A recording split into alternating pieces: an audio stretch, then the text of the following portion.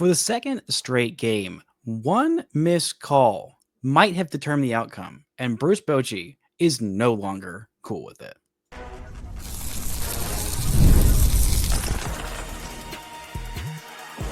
You are Locked On Rangers, your daily Texas Rangers podcast, part of the Locked On Podcast Network, your team every day. You are locked onto the Texas Rangers, the first and best daily Rangers podcast. I'm Bryce Patrick, a cripplingly addicted Texas Rangers fan, covering this team for 12 seasons, including all 7 as the founder and host of this podcast. Thank you all so much for making Locked On Rangers your first listen every single day. If you're not already, you can follow me on Twitter at Bryce Patrick. You can follow the show at Locked On Rangers. Hit subscribe on your favorite podcasting platform and on YouTube, where the best way you can help grow the show is to comment nearly any single thing below. Now, on today's show, we're talking about Bruce Bochy's first ejection of the game, why the strike zone is actually different this year, and yeah, we're going to talk about the offense stinking it up. Are they bad? Are they unlucky? Is it just a bit of both? And will they ever figure it out? I don't know. But before we get into all that, this episode is brought to you by Monarch Money. Take control of your finances with Monarch Money. Use code LOCKEDONMLB at monarchmoney.com for 50% off your first year.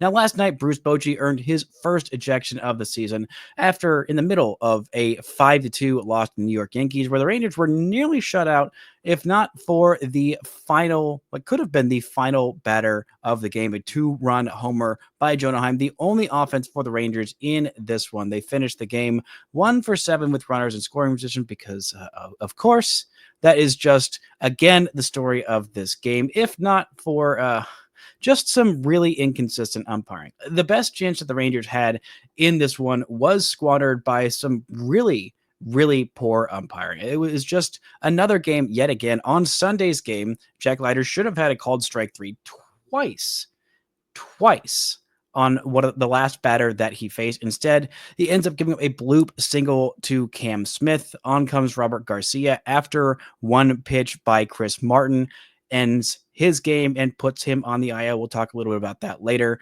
And then later on in the inning, he gives up a 3-run shot and the lead, which if strike 3 had been called, maybe things go differently. Maybe the Rangers get out of that inning without giving up a run. Maybe Jack Leiter ends up going 8 whole innings, or maybe he completes a complete game with just the 1 run, the 1 hit allowed. But alas, that's not how it went down. That's not how it went down in this one. Just a truly terrible call. It should have been ball 2 to Marcus Semien, a pitch that was 3 inches below the zone and at least an inch off the plate that had not been called a strike all game long, gets called a strike. Marcus Semien ends up getting called out on strikes. And then later on, a pitch that was, honestly pretty close to being a strike, a similar pitch, actually a significantly better pitch than the one that Marcus Semien was called a ball, a strike to, of course, Aaron Judge.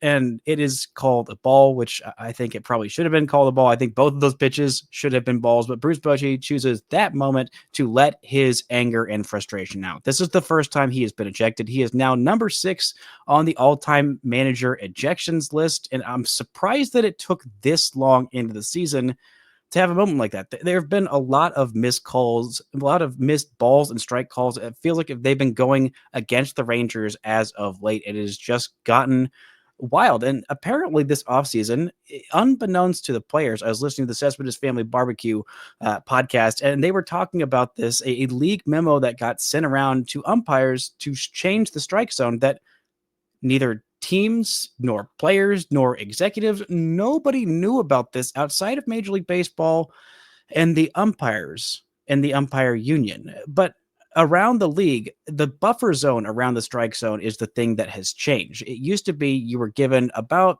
2 to 3 inches or so off the plate where it was up to the umpire's judgment to call that a ball or a strike. Now, empirically, if a ball touches the strike zone at all, that is a strike. But now what they've done is they've shrunk that buffer zone based on how these umpires are being graded, how they are being evaluated. They've shrunk that zone quite a bit, both at the top of the zone and at the bottom of the zone and on the sides as well. They've really shrunk that to a point where they're not going to be, called wrong.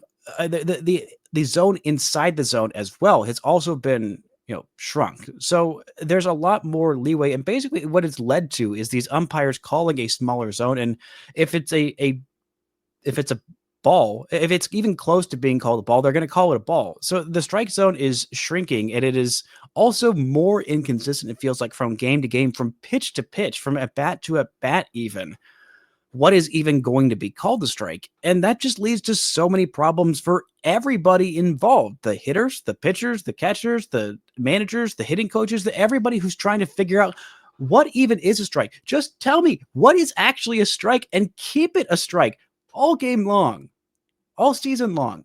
Just have consistency. That's all I ask. Now, it feels like there have been a lot fewer egregious missed calls. That one against Marcus Semien felt pretty egregious. There have been a few, but it's been borderline pitches, which, that's how the game works. There are borderline pitches that can go either way. You just got to make the best pitches that you possibly can. But again, this has just been so infuriating. It feels like all season long, the Rangers have been on the wrong side of it. And I'm a little surprised it took this long for Bruce Bochy to lose his cool. I mean, we're almost 50 games in the season. Tonight will be the 50th game of the season for the Rangers, almost a third of the way through this season. And it feels like this Rangers offense is not going to get going. We'll talk about that later on. But just the not knowing is the worst part. Not telling every manager, every team executive. They apparently sent out, the league said they sent out a memo about the strike zone changing, the buffer zone changing for the umpires. And before, towards the end or towards the beginning of winter meetings last year. And that is just not a time where anybody's really, focused on those things. They're much more focused on signing players, of making trades, of making all kinds of acquisitions, of the Rule 5 draft, all kinds of different things. That is the worst time to send a memo and then not, follow up on it. It's just been some conversations around baseball between, players and executives and media people being like, does the strike zone seem smaller? It seems kind of smaller. It seems a little bit smaller to you. What are you thinking? And umpires have been talking to players being, hey, how do you like the new strike zone? And they've been confused because they said, what new strike zone? What is this new strike zone? What are these changes that are being rolled out? And it's just another example of Major League Baseball not being able to just keep itself in line. This would be such an easy thing to just say, hey, let's put out an unambiguous statement about like what's actually going on. Why are we making these changes? What is it going to impact? And basically why? Just explain why. But it feels like so many things that Major League Baseball does, whether it's the, changing of the strike zone and not telling anybody about it, just deciding what way they're going to impose their will on the game, whether it's the very juiced balls that we had back in 2019 that Major League Baseball tried to cover up and still will not acknowledge, even though we had so many teams set franchise records for most home runs by a team. The most home runs hit by any team in a single season was the 2019 Twins. Now, don't get me wrong, the 2019 Twins were a good team, but not an all-star world-beating team. Do you remember the 2019 Rangers? Do you remember Danny Santana hitting 30 home runs and the Rangers not having anything to do with them within a year and a half? The Rangers tried to offload him, a guy who could play center field and shortstop and all kinds of different position player, and he was a switch hitter.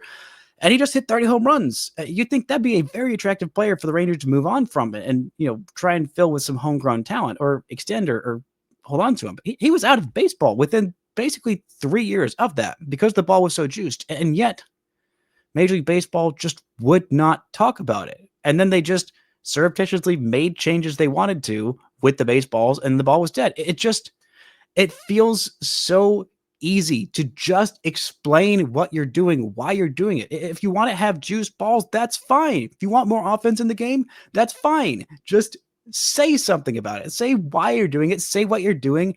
Be on the up and up. This doesn't have to be a secret society. This doesn't have to be some kind of, hidden doors, hidden, meetings and, witchcraft kind of, National Treasure Secret Society type of stuff. It's just so simple to just explain what you're doing, what you want for the game.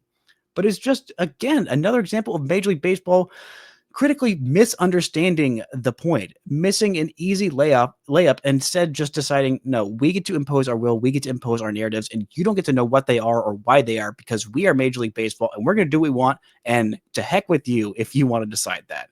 But to heck with this Rangers offense, yet again, another terrible day at the office, making Will Warren look like a Cy Young winner. It feels like about the 87th pitcher the Rangers have made look like a Cy Young winner this year. Look a little bit more into this offense. Are they just getting unlucky with runners in scoring position? Or are they making terrible, terrible choices? Talk about that and more right after this. This show is brought to you by Monarch Money. Ever check your bank account and wonder, where did all my money go? Between dining out, online shopping, and entertainment, it is so easy to lose track. That's where Monarch Money comes in, your personal CFO, giving you full visibility and control over your finances. Monarch Money isn't just a budgeting app, it is a complete financial command center. You can track all your accounts, investments, and spending in one place, so you stop just managing your money and start building wealth. Instead of juggling multiple apps, you can use Monarch to check your finances, track spending, and even plan long-term goals. Managing money with your partner is smoother than ever. You can track shared and personal accounts, set goals, and stay on the same page without the stress. To take control of your finances with Monarch Money, use code LOCKEDONMLB at monarchmoney.com for 50% off your first year. That's Monarch Money, code LOCKEDONMLB for half off your first year. Shout out to the everydayers making Locked On Rangers your first listen every single day. On tomorrow's show, I'll be talking about Jacob deGrom and his return to New York, not to the Mets, not the Queens, but just to the city of New York, and hopefully an offensive bounce back for this lineup, which had a brutal day. Again, 1 for 7 with runners in scoring position, and just some really bad at-bats all day long. 14 strikeouts, including several looking with runners in scoring position on pitches that were very hittable. I mean, just this offense, a season-high 14 strikeouts, and there were some bad ones in there. Adolis Garcia is able to get a hit in this one, but he had a couple of truly awful strikeouts, including one where he swung at nothing but pitches outside the zone, including the final pitch, a sweeper that would have gone behind a left-handed batter. A truly awful at-bat from him. Marcus Semien, who worked his way to a full count and had the best chance for the Rangers to add on some runs, but he was called out on strikes on a honestly really good final pitch by Will Warren.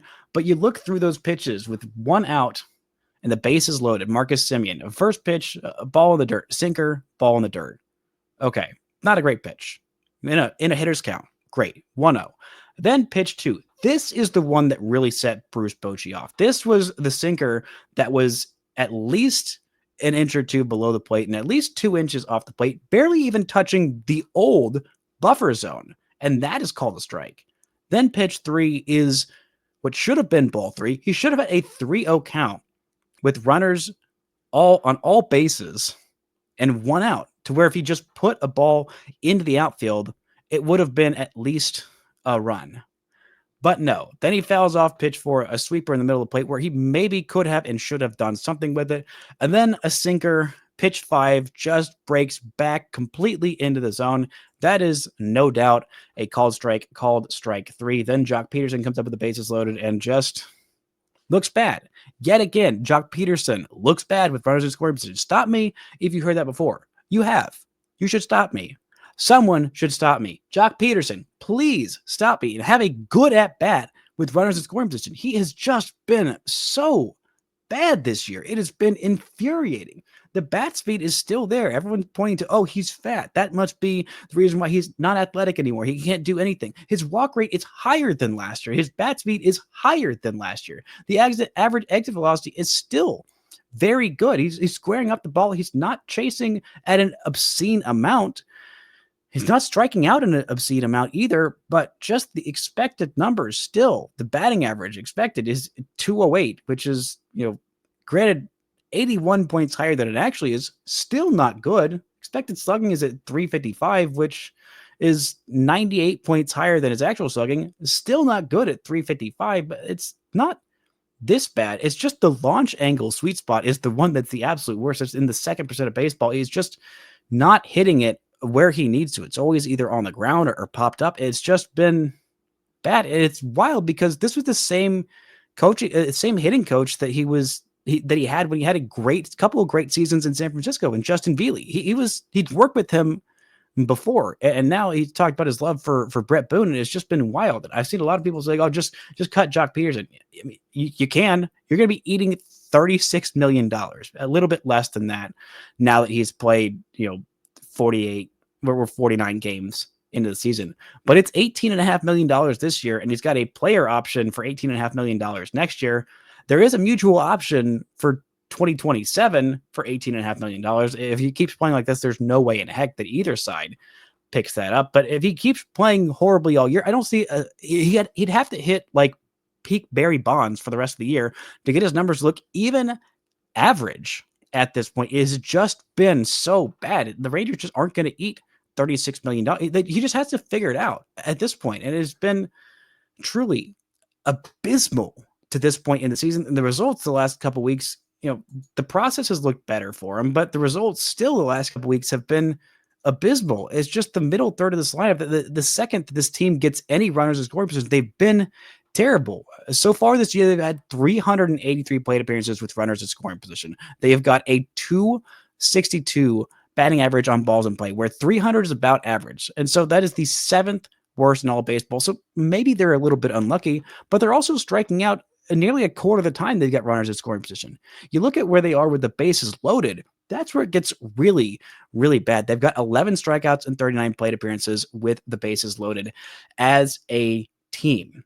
And you take out those numbers that they had in the one game where they did anything with the bases loaded. They had 3 different bases loaded, bases clearing doubles against the A's in that 15-run outburst.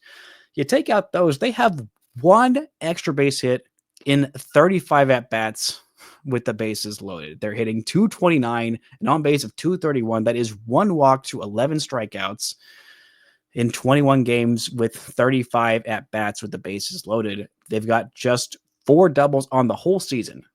You take out those 9 runs they scored with the bases loaded in that one game, they would have 16 RBIs from 31 played at bats with the bases loaded. It's been so bad. It has been just brutal to watch. It's not the worst in baseball. They don't have the worst OPS in baseball with the bases loaded. They've got a 574 OPS with the bases loaded this season, which is awful. But some teams that are worse than them might bring you some joy. That the Astros have a 396 OPS with the bases loaded, but somehow that's not even the worst in baseball. The worst OPS in baseball as an offense with the bases loaded is the Minnesota Twins at a 332 OPS. Their average on base and slugging percentage is all below 175. All of them.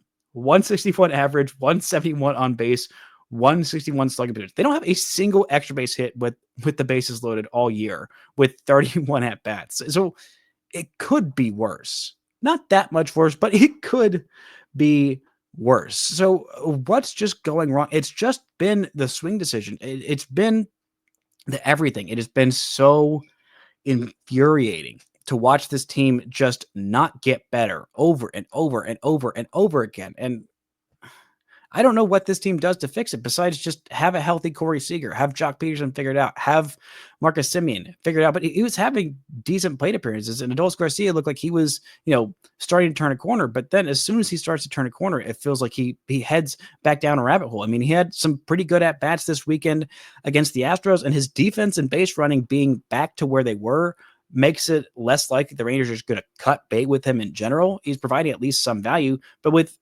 Jock Peterson, the most frustrating part is not only that he'd been so consistent, he seemed like such a safe bet to spend a bunch of money on and bring in as a DH to help fix this offense.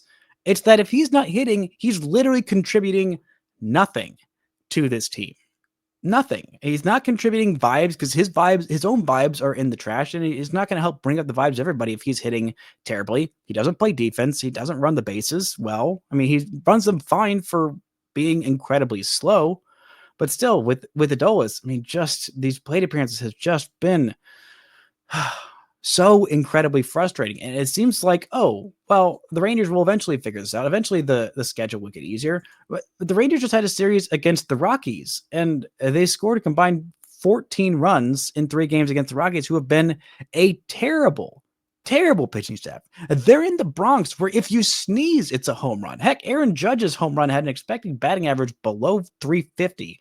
Jonah's had an expected batting average below 300. That shouldn't have even been a hit in most places, but it was. And this team just cannot get things going again and again and again and again. And I don't know what else to say about it besides this offense just maybe flat sucks.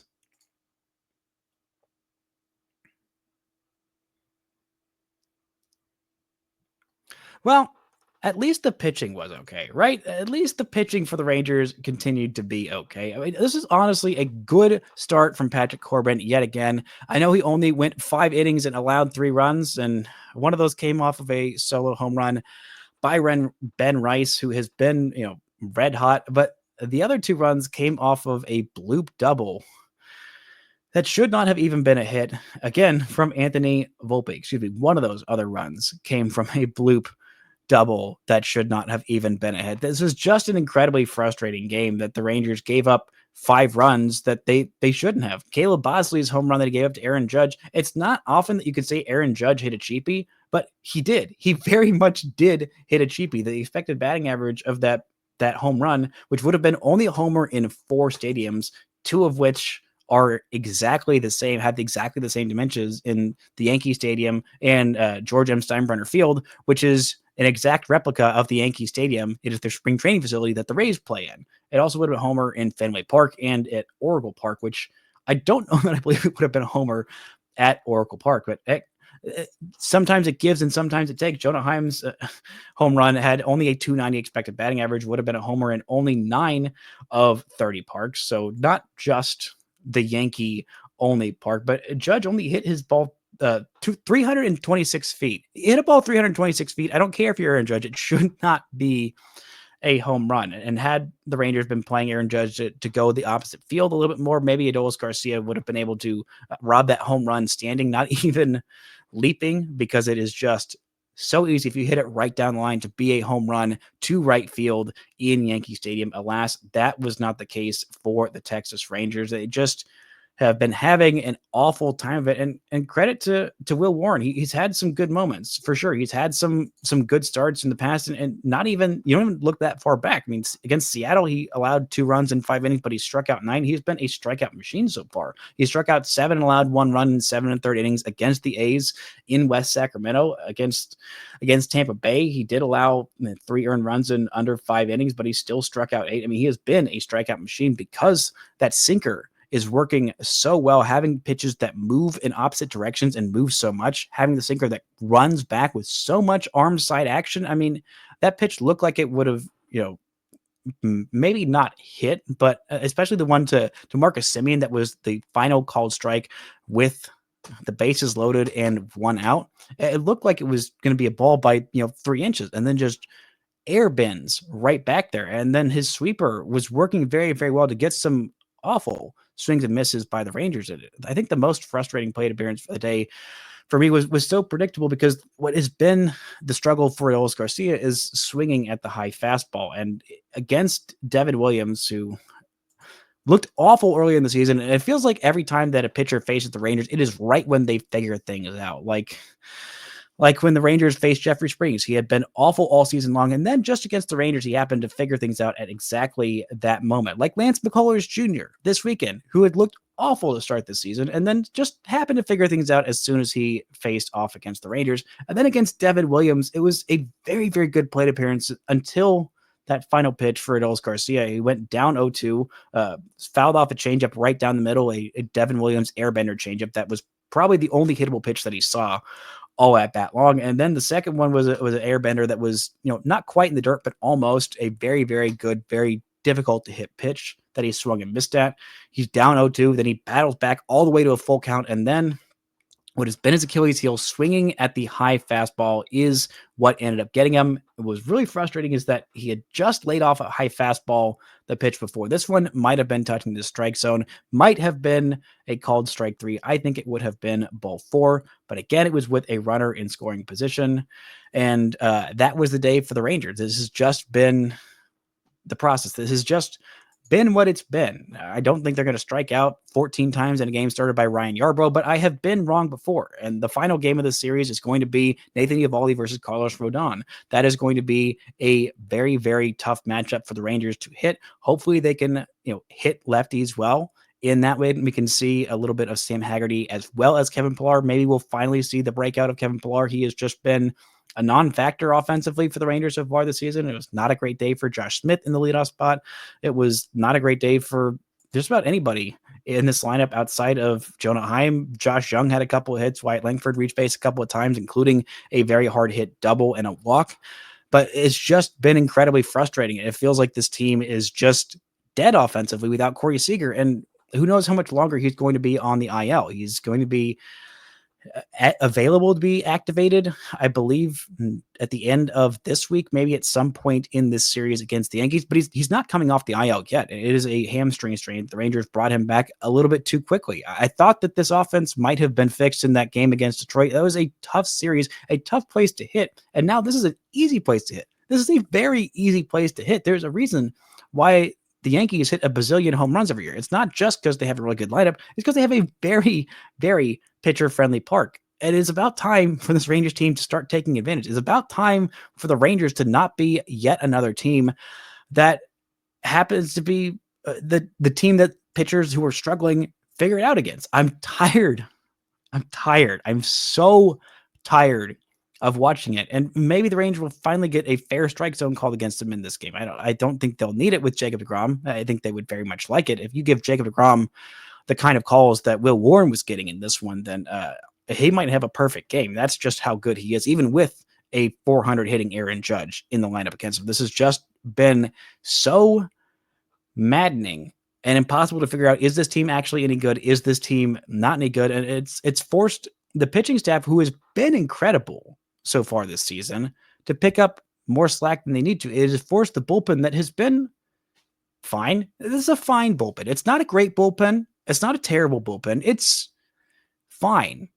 And if you have a great pitching staff, a great starting staff, and you have a fine bullpen, this offense just needs to be okay for this team to be a playoff team. Just figure it out at some point, and hopefully soon, because I don't know how much longer this bullpen can keep up being just fine, because they are being worked quite a bit. They're having to use high leverage guys quite a bit because the offense isn't unloading a can of whoop you know what on anybody to give themselves some breathing room to have some wins where they don't have to use the best side of their bullpen, to the point where they had to use Chris Martin 3 times in the span of a week, 3 times in a row. And he came out of 2 of those games after literally just 1 pitch. And now he is on the injured list with shoulder discomfort. And now Cole Winn is back. We'll see how much he gets to pitch in leverage spots. I doubt it will be all that much, but again, we'll see. I mean, Chris Martin is on the IL. Jonathan Ornelas was designated for assignment. I mean, Cole Winn came up and then down and then up and then down. And that's just kind of the nature of the last guy in the bullpen. That is going to be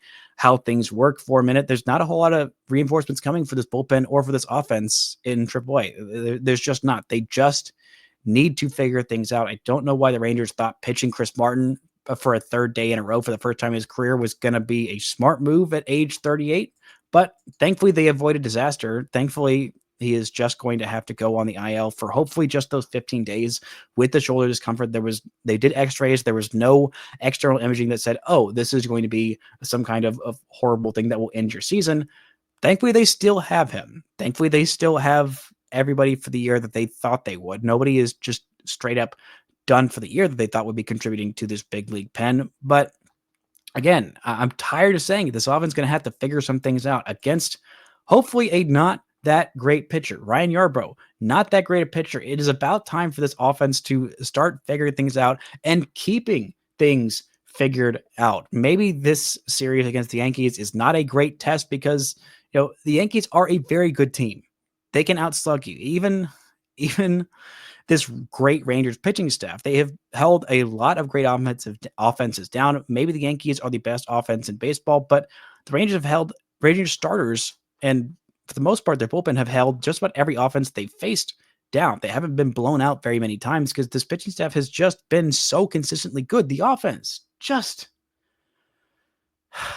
please, please, please stop wasting chances with runners in scoring position and with the bases loaded. Just figure it out a little bit. So I at least have some new kind of loss to talk about tomorrow. That's going to do it for today's show. Thank y'all so much for listening and subscribing. And until next time, don't forget to enjoy baseball.